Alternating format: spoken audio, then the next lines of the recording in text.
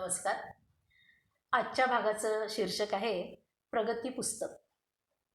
आजूबाजूला अजिबात न पाहता तोतोचान स्टेशनवरून थेट घराकडे धावत सुटली. तिला पाहणाऱ्यांना वाटलं असतं की काहीतरी भयंकर घडले की काय.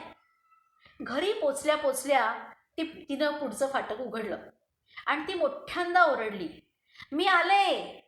धावतच ती रॉकीकडे गेली. तो व्हरांड्यामध्ये जमिनीवर पसरला होता. काहीही न बोलता तोतोचान त्याच्यासमोर बसली. दप्तर खांद्यावरून काढलं आणि दप्तरातून तिनं प्रगती पुस्तक बाहेर काढलं. ते तिच्या आयुष्यातलं पहिलं प्रगती पुस्तक. रॉकी समोर तिनं ते उघडून धरलं. "बघ," ती अभिमानानं म्हणाली. त्यात पुष्कळ अ आणि ब श्रेण्या होत्या. आकडे होते. अर्थात अ पेक्षा ब चांगली की ब पेक्षा अ हे तिला सुद्धा समजत नव्हतं. त्या बिचाऱ्या रॉकीला कसं समजणार.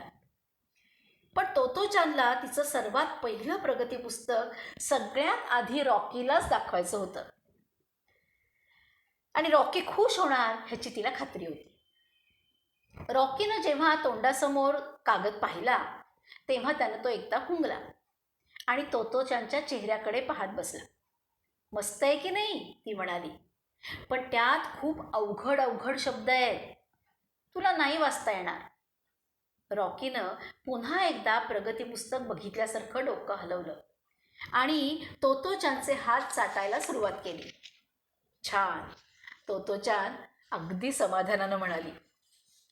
मग उठून ती म्हणाली, "आता मी आईला दाखवते बरं का." तोतोचान उठून गेल्यावर रॉकी सुद्धा उठला.